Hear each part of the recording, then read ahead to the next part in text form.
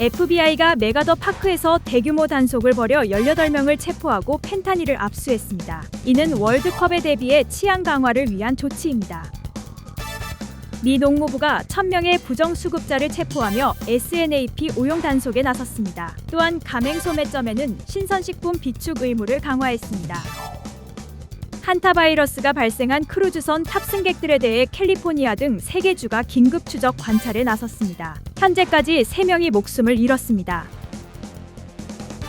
이번 주말 남가주의 100도에 육박하는 폭염이 찾아옵니다. 내륙과 사막 지역을 중심으로 기온이 급등하는 만큼 건강에 각별히 유의하시기 바랍니다.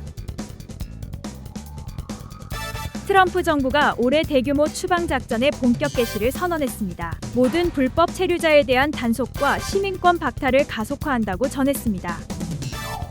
미 법무부가 UCLA 의대의 백인과 아시아계 입시 차별을 위법으로 판정했습니다. 위헌 판결 이후에도 인종 중심의 선발을 고수해 비판이 거셉니다.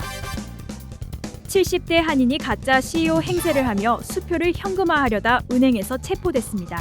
그는 과거 노인에게 거액을 사기친 전력까지 밝혀졌습니다. LA 한인회가 오는 12일 오후 6시 유튜브를 통해 전통춤 상모 온라인 강좌를 진행합니다. 한국 고유의 멋과 흥을 생생하게 전할 예정입니다. 연방수사국 FBI가 남가주 여러 지역에서 대규모 마약 단속을 벌여 상당수를 체포했다고 밝혔습니다. 이 중 2명이 메가더 공원 일대에서 유통되는 마약 주요 공급원으로 체포됐는데요. 조성현 기자가 보도합니다. 지난 6일 FBI는 남가주 전역에서 대규모 마약 단속 오퍼레이션 프리 메가더 파크를 벌여 18명을 체포했다고 밝혔습니다. 당국은 기소된 25명 가운데 2명이 메가더 공원 일대에서 유통되는 펜타닐과 메스암페타민, 즉 필로폰의 주요 공급원으로 보고 있으며 현재 7명은 추적 중인 것으로 알려졌습니다.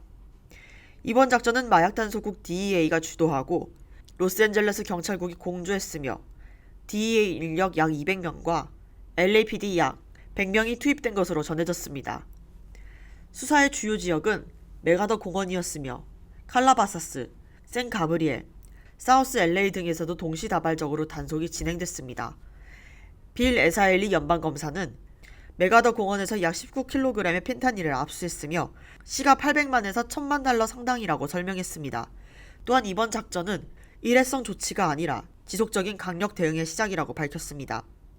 법무부는 메가더 공원이 높은 빈곤율과 노숙 문제를 겪고 있으며 공원 북쪽은 18스트리트 갱단, 남쪽은 크레이지 라이더스 갱단, 서쪽은 MS-13이 세력권으로 알려져 있다고 밝혔습니다. 연방당국은 약 45일간 감시 및 수사를 진행했으며 3월 9일부터 4월 15일까지 메가더 공원 일대에서만 27건의 마약 거래가 있었다고 명시했습니다. 유죄가 확정될 경우 주요 피고인 4명은 최소 10년에서 종신형까지 선고받을 수 있으며 나머지 피고인들은 최대 20년의 연방교도소형에 처해질 수 있습니다. 이번 작전과 관련해 상인들은 마약 문제가 해결될 수 있다는 점에는 환영 의사를 밝혔지만 단속 과정에서 발생한 피해와 부작용에 대한 우려도 함께 제기했습니다. YTV 뉴스 조성윤입니다. 오는 주말 무더운 날씨가 예고된 가운데 차량 안에 반려견을 두고 내렸다가 문제가 발생하는 일이 종종 생깁니다. 텍사스에서는 화씨 113도의 차량 안에 갇힌 반려견을 경찰이 구조했습니다. 박시몬 기자입니다. 텍사스 해리스 카운티입니다. 섭씨 37도, 화씨 100도를 넘나드는 무더운 날씨 속에 붉은색 차량이 한 대 서 있습니다.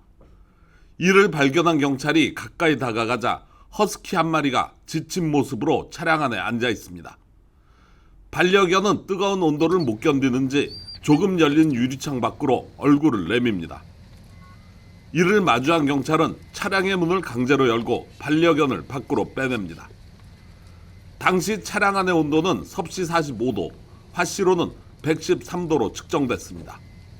반려견을 차 안에서 구조한 경찰은 더위에 지쳐 있을 것으로 생각해 경찰차에서 물을 가져다 줍니다.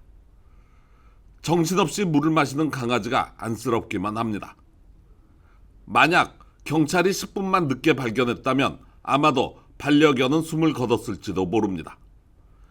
해당 반려견의 주인은 이후 동물학대 혐의가 적용돼 재판에 넘겨졌습니다. 플로리다 데이토나 비치입니다. 이날 역시 화씨 100도가 넘나드는 더운 날씨. 도로 위는 뜨겁게 데워져 맨발로는 걸음조차 걸을 수 없습니다. 이때 반려견과 함께 자전거를 끌고 오는 남성. You okay? Oh, good boy, huh? Can I see your paw? Let me see your paw. Oh, my poor baby. His name is Brew. 이를 본 경찰은 잠깐 동안 경찰서에 다녀오겠다고 한 뒤 강아지의 보호부츠를 사비로 구입해 가져다 줍니다. 단순한 법 집행을 넘어 지역사회의 모든 구성원을 챙기는 경찰의 모습이 멋집니다. YTV 뉴스 박시몬입니다. 이 밖에 오늘 있었던 사건 사고와 간추린 소식 이어서 전해드리겠습니다. 미국 농무부 USDA가 보충 영양 지원 프로그램 스냅 부정수급에 대한 대대적인 단속에 나서 지금까지 1,000명 이상을 체포했다고 밝혔습니다.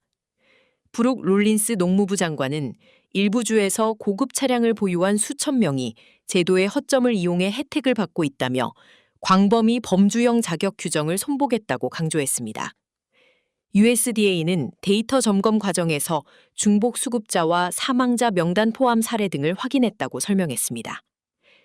도널드 트럼프 대통령 취임 첫 해 동안 스냅 수급자는 420만 명 감소했으며 행정부는 전국적인 부정사용 사례에 대응해 단속을 강화하고 있습니다. 한편 USDA는 올 가을부터 스냅 승인 소매 업체가 단백질, 곡류, 유제품, 과일, 채소 등 4가지 식품군에서 각각 7개 품목을 갖추도록 의무화할 방침입니다. 새 규정은 가공 스낵류를 제외하고 신선식품 비중을 확대하는 내용을 담고 있으며 2026년 가을부터 본격 시행될 예정입니다. 뉴저지주 마와의 한 공원에서 8세 소년이 비버의 공격을 받는 사건이 발생했습니다.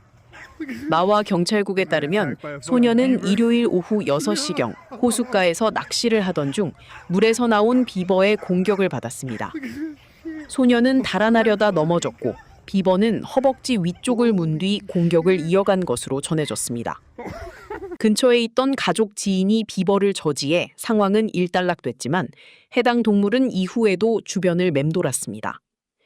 응급구조대는 소년을 병원으로 이송했으며 현재 건강 상태는 공개되지 않았습니다.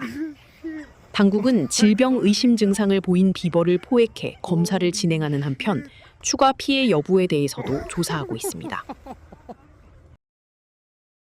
서울 메디칼 그룹이 앤썸 블루크로스가 선정하는 케어 프로바이더 표창 프로그램 CPRP 최우수 의료기관상에 이름을 올렸습니다. 올해는 전국 44개 의료그룹이 수상했으며 캘리포니아에서는 서울 메디칼 그룹을 포함해 시더스 사이나이 메디컬 센터 등 4곳만 선정됐습니다. 서울 메디칼 그룹은 예방검진과 만성질환 관리 등 주요 의료 품질 지표에서 상위 1% 수준의 평가를 받았습니다. 리처드 박 회장과 앤썸 블루크로스 베스 앤더슨 사장은 환자 중심 진료와 지역사회 건강 증진을 위한 지속적인 협력을 강조했습니다. 다음은 오늘의 모기지 이자율과 주유소 평균 가스 가격을 전해드립니다.